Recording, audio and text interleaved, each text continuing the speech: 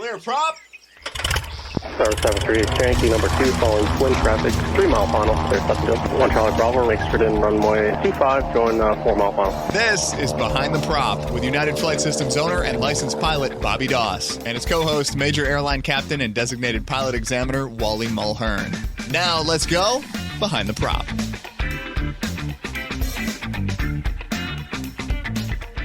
What's up, Wally? Hey, Bobby. How are you? Fantastic. So we released an episode on fuel systems. We talked about fuel systems in both Pipers and Cessnas and shared a lot of information.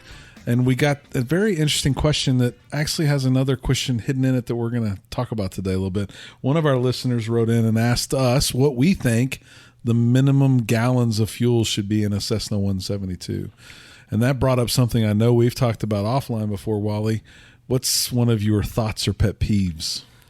One of my thoughts is I could care less how many gallons. I don't think of fuel as gallons. Okay, now sure, but we all do, though, right? Right. So many people do. As you're right. When you go pay the bill, you say, "How many gallons did I have?" 19 gallons times whatever. Try to think of fuel as minutes. Think of fuel as minutes as opposed to gallons. When I ask somebody how far away they live from my house, a lot of times they'll say, it's about 25 minutes away. And I always want to say, well, I'd rather you tell me 12 miles. And then I can, I know the general direction and I can apply some logic to it and kind of figure out how far away it is. In airplanes, most of the time we're talking about gallons. In smaller airplanes, how much fuel is on board the airplane, 43 gallons, 53 gallons, 50, 48, whatever. But think of that fuel as how many minutes do I have on board the airplane as opposed to how many gallons do I have on board the airplane. And for a couple of reasons. You're going to be flying airplanes that have different burn rates, okay? My Saratoga holds 102 gallons. I don't care about that. It holds, I say it has 5 hours worth of fuel. Burns about 20 gallons per hour and 100 gallons. And again, my bladder doesn't go more than about 3 hours. So if I'm flying with full fuel, it's never really an issue with that airplane. Our 172 holds 43 gallons and burns about 8 gallons an hour. So again, it holds about 5 hours worth of fuel as well. And the reason being is when I when I look at minutes, let's just make some really easy math. Let's say we decide that our personal minimum to land an airplane is 90 minutes worth of fuel. Okay, 90 minutes worth of fuel. And I look at a route. Okay, we're going to fly from point A to point B, and it's going to take this many hours or this many minutes. Let's say it's going to take 3 hours. And we have 5 hours worth of fuel on board the airplane. Well, we're going to land with 2 hours worth of fuel, 120 minutes, and our minimum is 90 minutes. Well, I know I have 30 minutes of extra fuel at this point. So as I'm flying along and I'm hitting my checkpoints, I know I've got 30 minutes of headroom, 30 minutes of fuel capital, if you will. If I hit my first checkpoint, I realize I'm 2 minutes behind schedule. Well, now I know I'm going to land with 28 minutes. My next checkpoint, I'm another 3 minutes behind schedule. I'm now going to land with 25 minutes. And I can kind of project things and say, well, gee, something is going on here that's not, that wasn't in the plan. Are the winds different, or what is going on here? Why am I hitting these checkpoints constantly behind? And so my time at checkpoints equates to fuel. And you don't want to land with less than 90 minutes, right? That's the reason we set that. I think I've heard or have talked to people that are like, well, I'm only going to be 15 minutes into my reserve, right? Right. So they just keep going and Right. keep going. And we've Right. heard about the accidents and the problems. Like, that's not landing with a minimum of Right. 90 minutes. Right. You can't break that rule, or you really don't have a personal minimum. So Right. you need to divert, I would assume, or land or do something Yeah. before you got to that where Yeah. you got into the problem zone. Right. Because we know what happens. We get to our destination, and then we can't land. We have to divert. There's a incident on the airfield. Like, that's why we needed the 90 minutes. That's why we had the personal minimum. So Right. don't think that you have enough time left. You have enough minutes left because you built in the 90 minutes. Stick to those hard guns, because we have that for a reason, Right. not because I'm coming up short all the way there. Right. Right. I'll ask applicants, how much fuel do we have on board the airplane, and there's lots of ways that they'll answer it. Some will say full tanks. I might say, well, what is full tanks? 53 gallons. Okay, that's the right answer. But again, I like to think of it as we have 300 minutes of worth of fuel. Yeah, I flew back from Bedford, Indiana, in a Warrior that was 150 horsepower, and it was in the wintertime, but had strong south winds.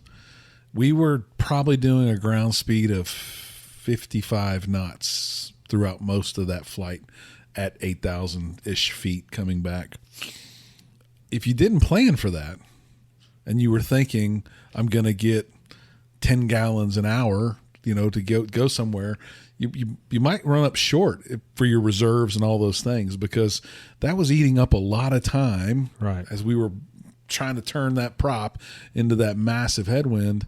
And that's the last thing I'd want to do. Probably if you're ferrying a plane like that, you don't know that aircraft as well, so you really want to be on your A game, and you want to have personal minimums, and you want to make sure you don't ever cheat into those sacred minutes. Right. Even on it was a really nice VFR day, but I wasn't going to play around with those. We stopped early on all three of our stops to make sure what we were calculating was not happening. Right. Yeah. I think if you fly long enough, you're going to find one of those flights where you land and you think to yourself, "Oh boy, I should have gotten fuel 30 miles ago, or that other airport."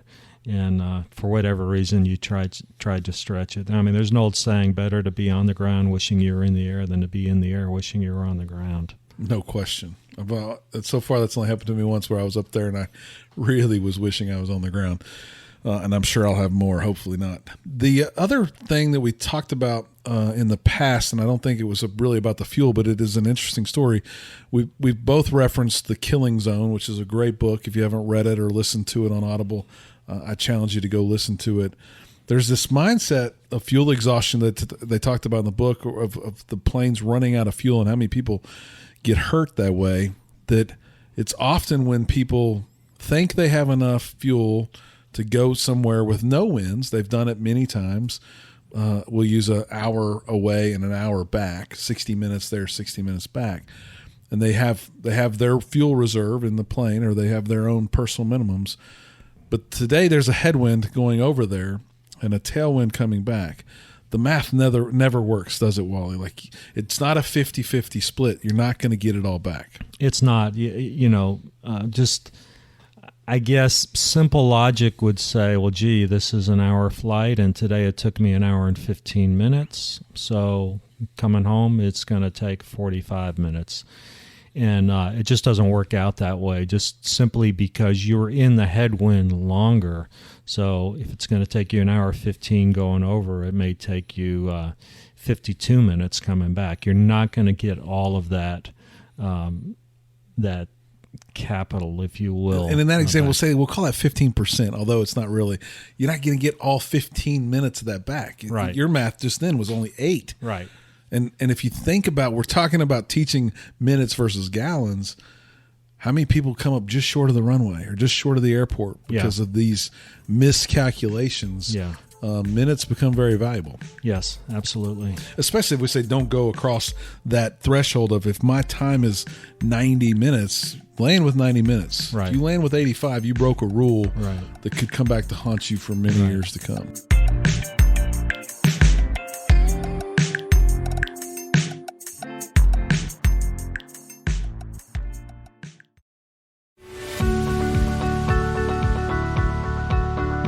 And now back to Behind the Prop. Here's part 2 of this week's special double episode.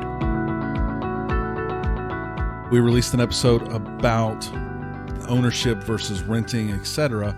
And we talked a little bit about the cost of insurance and some things, but the question came up about renter's insurance and what do I expect from my flight school, etc. We thought we would jump on and knock out a quick episode to kind of help answer some of those questions.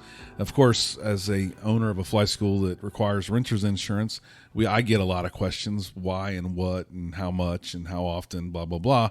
And there's just a lot of unknown out there. I think in a simple overview of it is, I think renter's insurance is the only cheap thing in aviation. Everything's really expensive, and renter's insurance costs money, but it's not that expensive for what you're getting.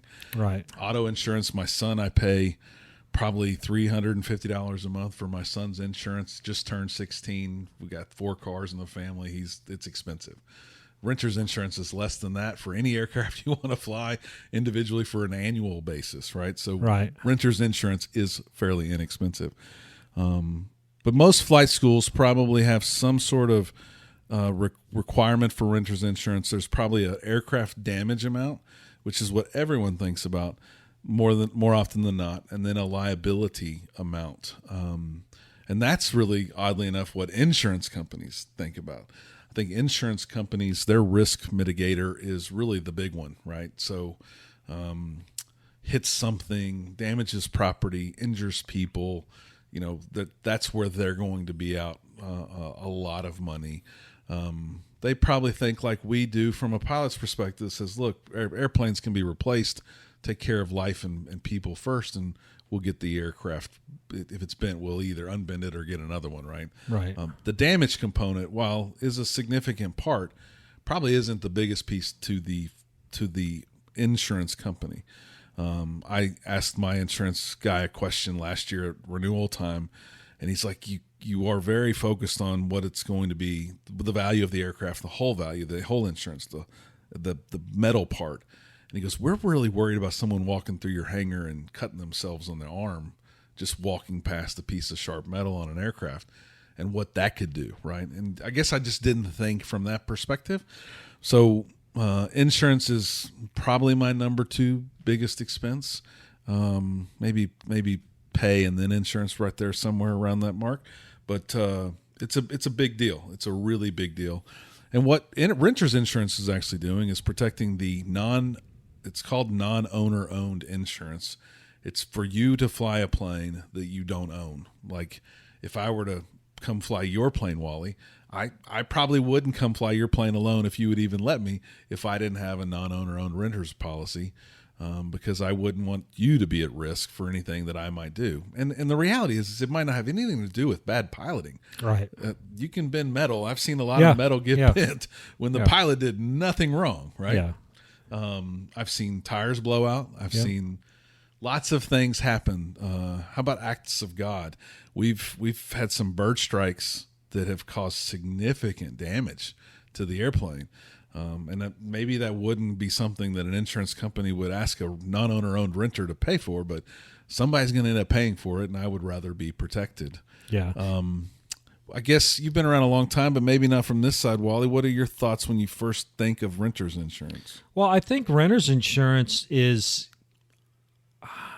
almost sort of a new thing. I know me growing up in learning to fly back in the 1980s and doing a lot of flight instruction back then. Again, it's a long time ago. But I don't even know if renter's insurance was available. Maybe not. I never had it.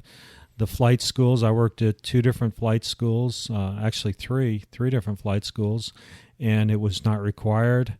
It just wasn't something that was on the radar screen.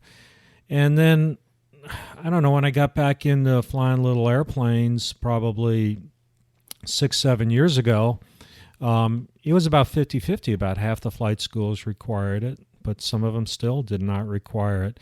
Now I think it's more the norm than not so the norm. But I would say that the limits of liability are different depending on the flight schools. One flight school may want a certain amount, another one may want a different amount. I've heard of people buying a policy and then going to another flight school and it didn't quite meet their minimum liability requirement, so they had to up the policy. Luckily, the insurance companies will usually let you just go in and say, hey, I want to change this from X to X plus whatever to up the amount. Yeah, it was a big decision in the last year where we went from being a flight school that didn't require it to becoming a flight school that did require it. And it really is just the mass expense of insurance and what insurance companies want you to do to limit their risk and liability. And so we had to take that step as well. And I think we probably are a little bit on the higher end as it relates to whole value. Most flight schools, I think in the Houston area, somewhere between 15 and 25. We went with 30 to be, I guess, the one time where we weren't raising that year after year and just figured we would hopefully be able to stay there for a long, long time. And that's probably where the difference in the expense comes. I think most probably have a $250,000 liability and $25,000 per passenger as the minimums for in-movement type stuff. But it is something that I think you would be remiss to not have, whether your school was requiring it or not. There's this thing that insurance companies call subrogation. If they choose to come after you, even if the fleet policy is primary, that doesn't mean that they don't choose to come after you. If the school or the club or something that you may rent from or go to doesn't have a subrogation clause for their renters, you are at risk for being subrogated, which means that if they think you're negligent or could be at fault and they could come get your insurance company's money or your money, they're going to do that. So insurance is one that I would not flirt or play around with.